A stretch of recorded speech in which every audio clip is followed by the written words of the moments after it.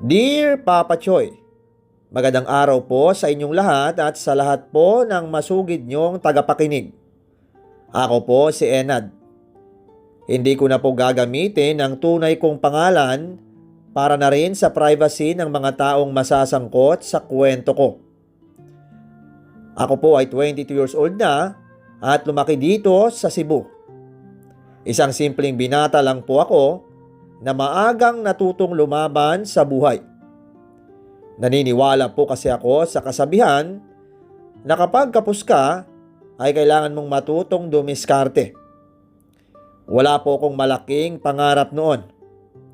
Gusto ko lang magkaroon ng trabaho at makatulong sa pamilya namin.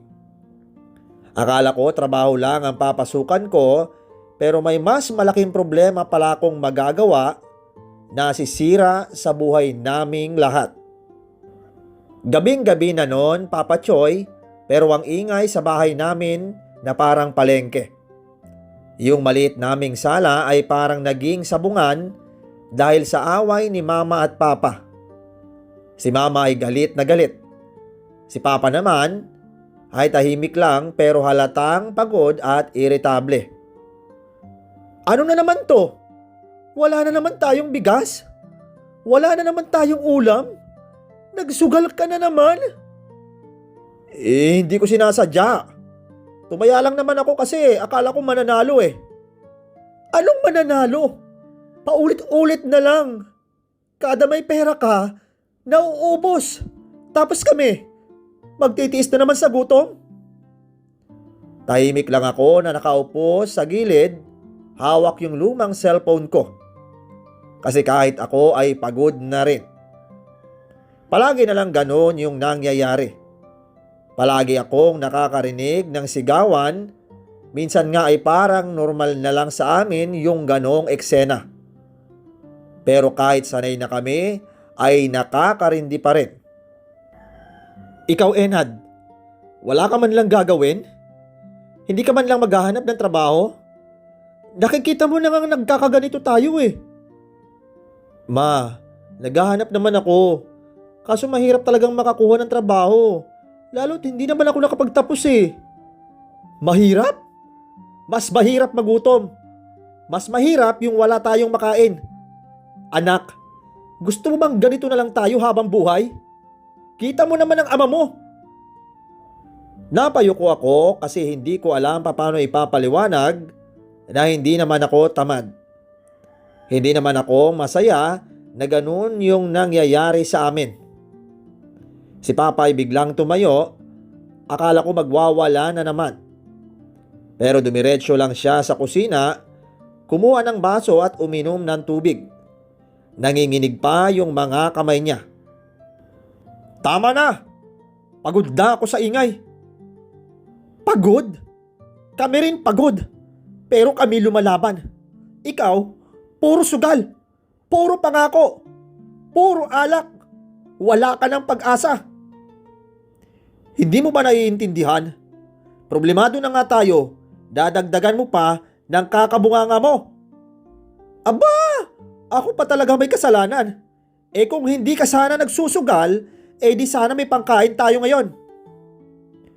Tahimik lang ako kasi alam ko kapag sumagot ako, ay ako pa ang lalabas na bastos. Baka ako pa ang pagbuntungan ni Mama na galit niya kay Papa. Saglit pa ay umiyak na si Mama sa akin. Enad, anak, ayoko na maranasan ng mga kapatid mo yung buhay na ganito. Ayoko na maging katulad ka ng tatay mo. Anak, tulungan mo naman ako. Ma, tama na po. Alam ko na po yung gagawin ko. Hindi pwedeng tama na.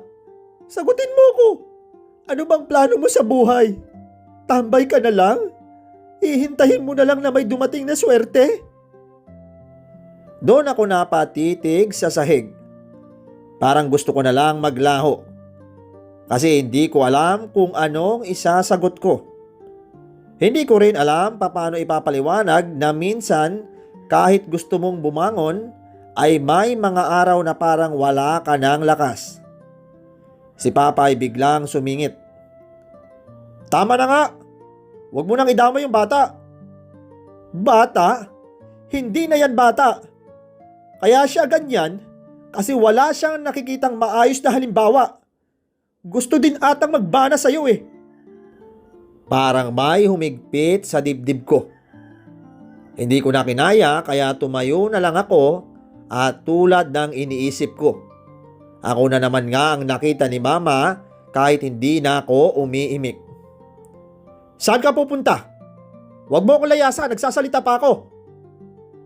Pero hindi na ako sumagot. Lumabas ako ng bahay at dumiretso sa kalsada at paglabas ko ay biglang tumahimik. Mas tahimik kaysa sa loob. Hindi ako nakapagtapos ng high school, Papa Choy. Hindi dahil ayaw ko, kundi dahil wala talagang pangtustos. 8 magkakapatid kami at ako yung panganay. Kaya ako yung unang napilitang huminto. Minsan sinasama ako ni Papa sa construction para kahit papano ay may kita. Akala ko tuloy-tuloy na. Pero nagbawas ng tao yung kontraktor. Kaya natanggal din ako. Simula noon ay naging tambay na naman ako. Araw-araw akong naghahanap ng paraan. Pero ang hirap kapag wala kang diploma at wala kang backer. Si Mama naman ay naglalabada kung minsan para lang may maipang-ulam kami. Si Papa naman ay labor pa rin. Pero madalas, nauubos din yung kita niya sa sugal at alak. Kaya minsan kahit gusto kong lumaban, ay napapagod din ako. Pagdating ko sa may waiting shed ay nandoon si Oneng. Tropa ko yon simula bata pa kami. Nakasandal siya sa poste, hawak yung yosi. Tapos parang walang pake sa mundo. Nakita ko agad yung usok na lumalabas sa bibig niya. Uy, Enad! Oh, bakit parang masama ang loob mo? Hindi ko siya pinansin agad. Tahimik lang ako na umupo sa tabi niya. Hanggang sa iniabot niya yung yosi sa akin. Oh, hits ka muna. Pampakalma. Tinignan ko muna yung yosi tapos tinanggap ko rin. Hindi naman ako pala yosi. Pero sa gabi na yon, parang kailangan ko talaga. Humithit ako tapos naubo agad. Grabe! Ang tabang naman yan! Sus! Hina mo talaga. Napangiti ako ng konti pero saglit lang. Humithit ulit ako ng mas dahan-dahan. After ng ilang segundo, biglang nagtanong si Oneng. O ano pare? May nag-aaway naman ba sa inyo? Napabuntong hininga ako. Hindi ko rin kasi alam kung saan ako magsisimula. Pero si Oneng, siya yung tipo ng kaibigan na kahit hindi ako magsalita, ay alam niya agad na may problema ako. Oy, tungkol na naman sa pera, sa sugal, sa alak, paulit-ulit na lang. Eh ikaw, anong ginawa mo? Wala, lumabas na lang ako. Pagod na akong makinig. Pagod na akong maipit. Tapos sa huli, ako na naman ang pagbubuntungan ni Mama. Humithit ulit ako ng yosi niya tapos tinapon ko yung usok sa hangin. Parang gusto ko ring ilabas yung bigat sa dibdib ko. Pero hindi ganon kadali. Oneng, minsan naiisip ko parang wala na talagang pag-asa. Panganay ako pero wala naman akong maibigay. Wala akong trabaho eh. At wala din akong natapos. Parang pabigat lang ako sa bahay eh. Hoy, huwag kang mag-isip ng ganyan. Hindi mo kasalanan kung mahirap kayo. Oo, pero ako yung kuya eh. Ako dapat yung tumutulong pero anong itutulong ko? Wala nga akong sariling pera. Tumingin lang si Oneng sa kawalan na parang nag-iisip. Tapos bigla siyang umisi.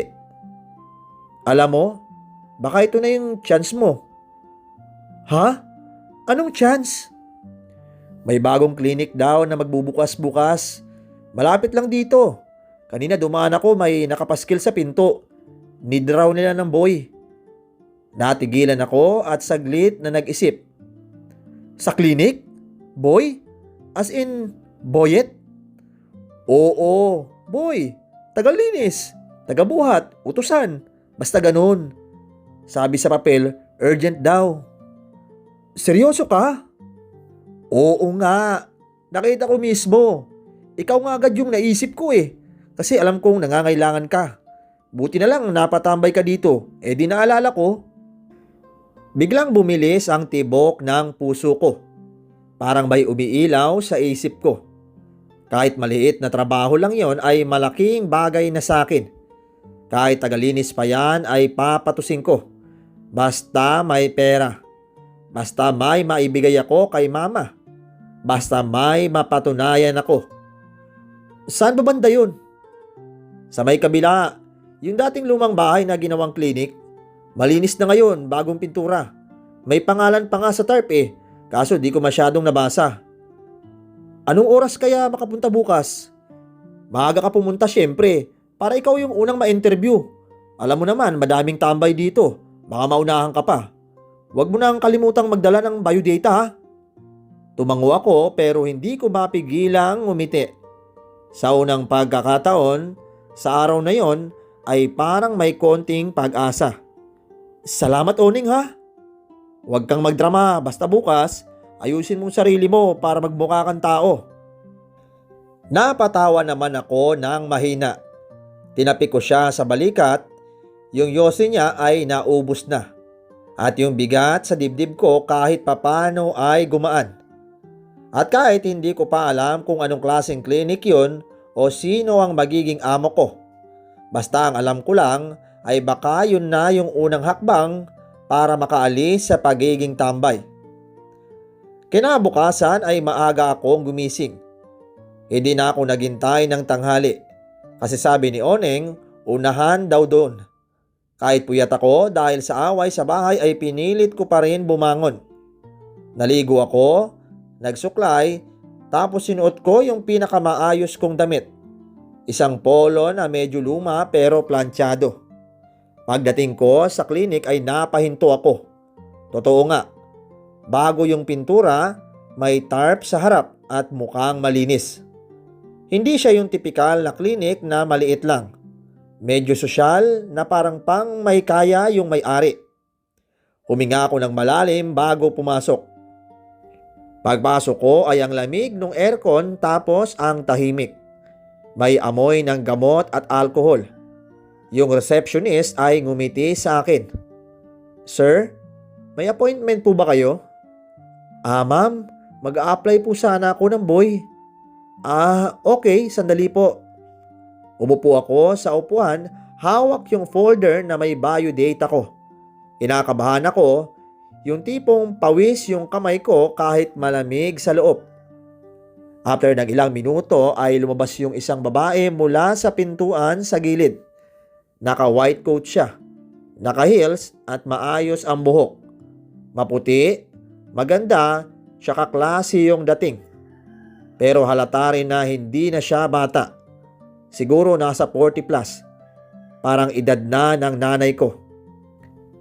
Pagtingin niya sa akin ay natigilan ako. Hindi ko alam kung bakit.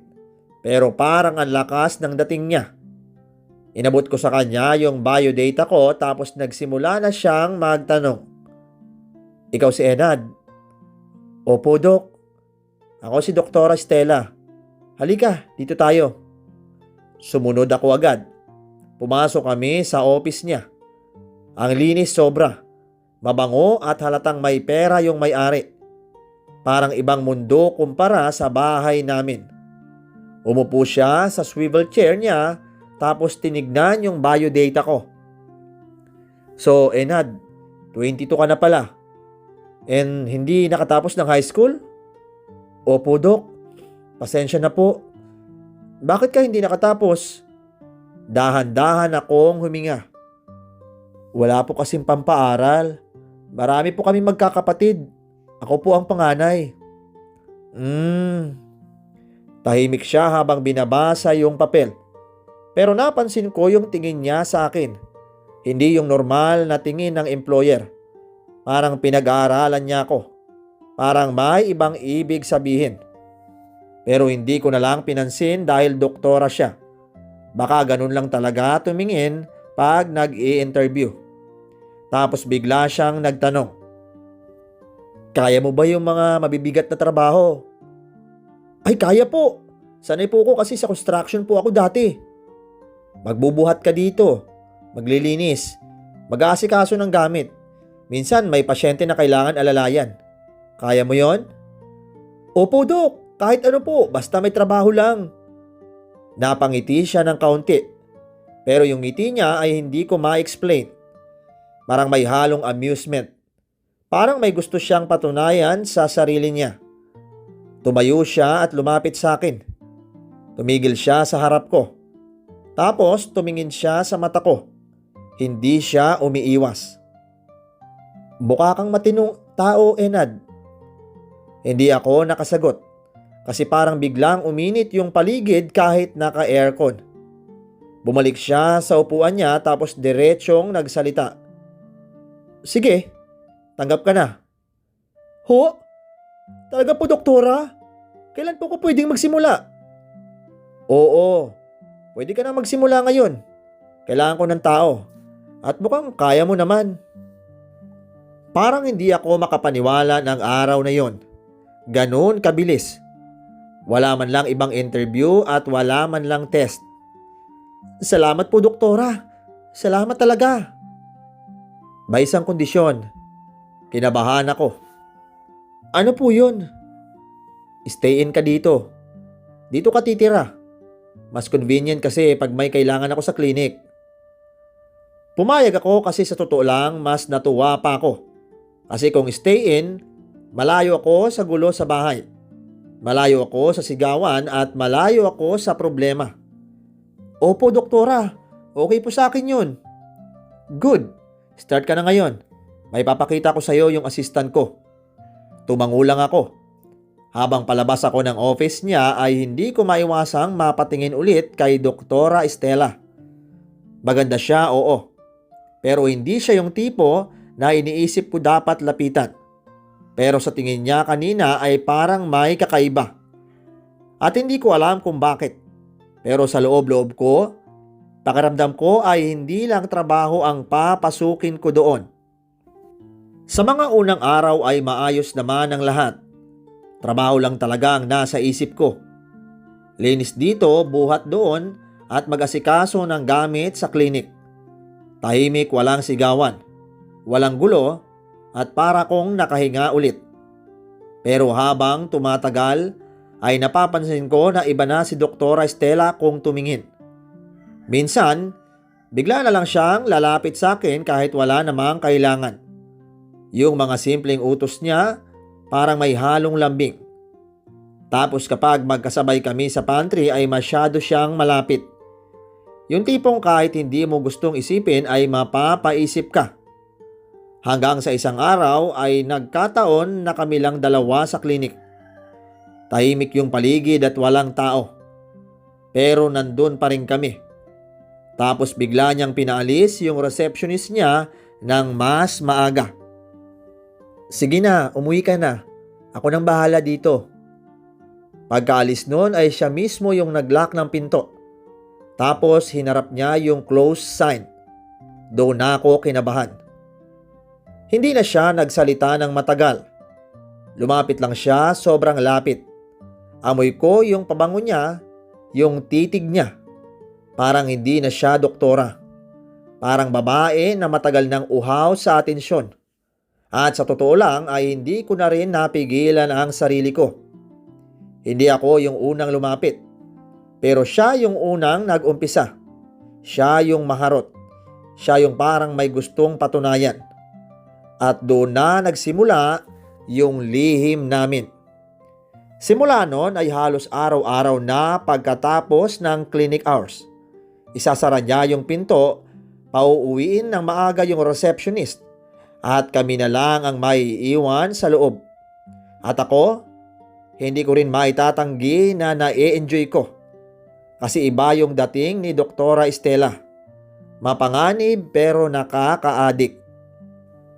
Mabait si Doktora Estela at hindi ko yon maikakaila. Sa lahat ng naging amo ko sa buhay ay siya yung pinakamaalaga.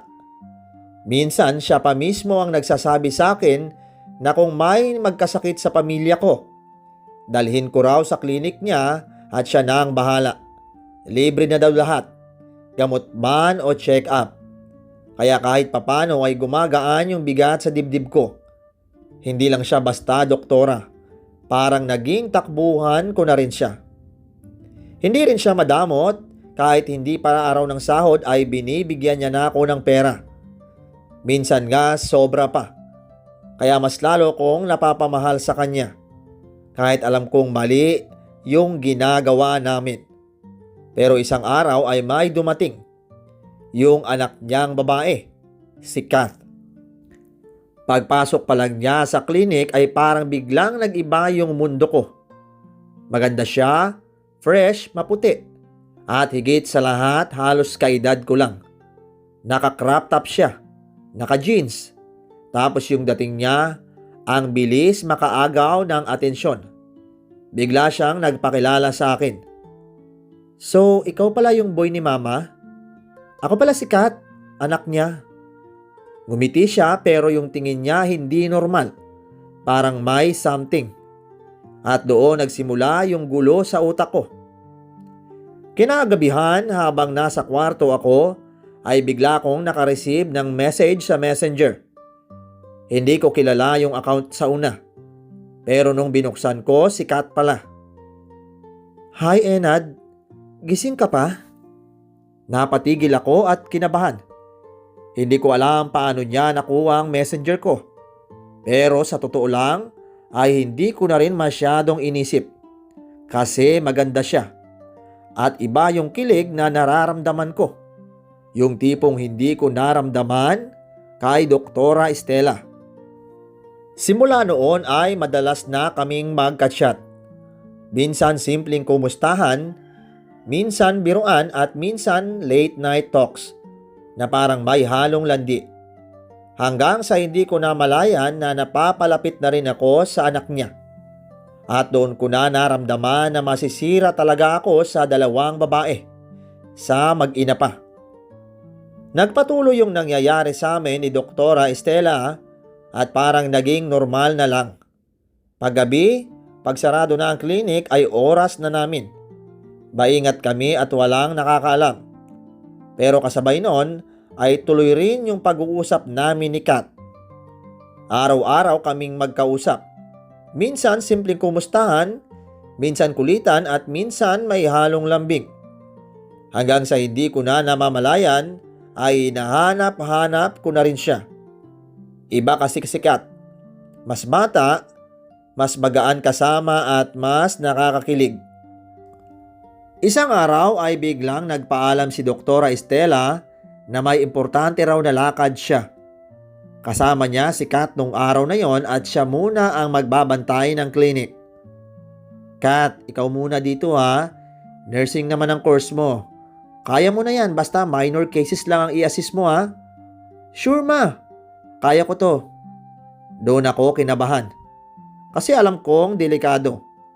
Dalawa lang kami sa klinik tapos si Kat pa ang kasama ko.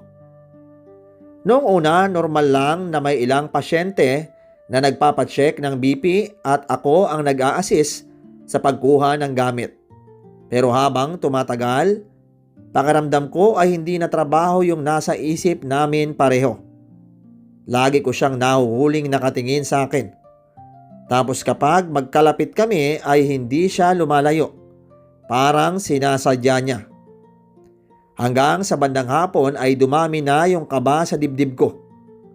Parang may bumubulong sa akin na mali yun. Pero mas malakas yung tukso. Biglang tumunog yung phone ni Kat. Message daw ng mama niya. Sabi ni Doktora Estela maaga raw pauuwiin yung receptionist. Sakto ka ako kasi masusulo ko na si Kat. Lumapit ako sa receptionist. Ma'am, sabi ni Doc, pwede na raw po kayong umuwi. Siya na raw ang bahala dito. Ganun ba? Sige, salamat Enad. Pagkaalis niya ay tahimik na ulit ang klinik. Yung hangin na parang biglang uminit at parang may ibang tensyon. Tumingin ako kay Kat. Nakaupo siya sa upuan ni Doktora Estela, hawak yung clipboard. Pero halatang hindi na siya nagpo-focus. Lumapit ako. Enad, mahina lang ang boses niya pero napahinto ako hanggang sa hindi ko na napigilan. Ako na ang unang gumawa ng paraan. Ako na yung lumapit, ako na yung nag-lock ng pinto. Tapos kinuha ko yung close sign at isinabit ko sa harap.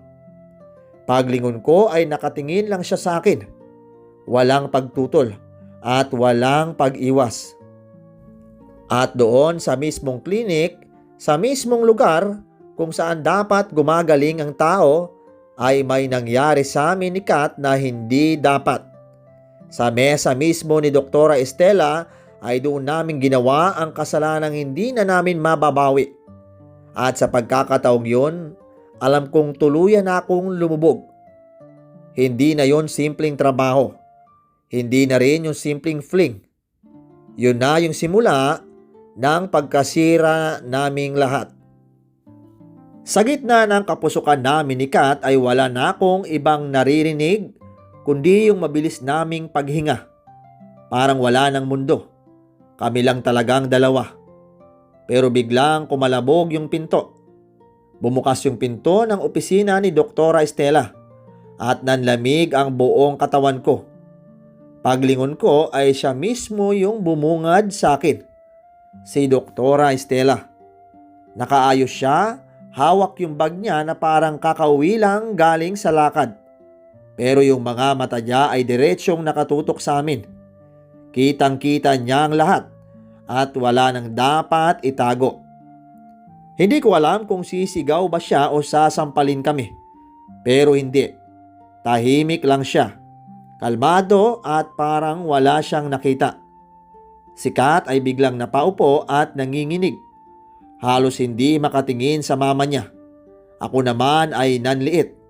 Para kung gustong lamunin ng lupa. Lumapit si Doktora Estela ng dahan-dahan, tapos inayos lang niya yung gamit sa mesa na parang normal na araw lang. Magsara na kayo. Gabi na. Hindi siya sumigaw at hindi siya nagalit. Mas nakakatakot yung pagiging kalmado niya. Tumingin siya kay Kat. Kat, umuwi ka na. Sasabay ka sa akin. Hindi makasagot si Kat. Tumango na lang siya na parang batang nahuli. Paglabas nilang dalawa ay naiwan ako sa klinik mag-isa at binalot ng katahimikan. Doon ko lang naramdaman yung bigat kasi alam ko na hindi yun matatapos ng ganun lang. Kinabukasan ay maagang pumasok si Doktora Estela. Tahimik lang siya at hindi niya ako kinausap kahit saglit. Ramdam ko yung awkward sa paligid. Maya-maya ay lumapit na lang yung receptionist at iniabot sa akin ang isang sobre. Enad, ayan na yung sahod mo. Last day mo na rin ngayon. Nanlaki ang mata ko. Sinabi kong kakausapin ko si Doktora Estela pero hinarang niya ako. Ayaw ka na raw niyang makita. Lumabas akong parang walang kaluluwa. Binilang ko yung pera at sakto lang sa araw na pinasok ko.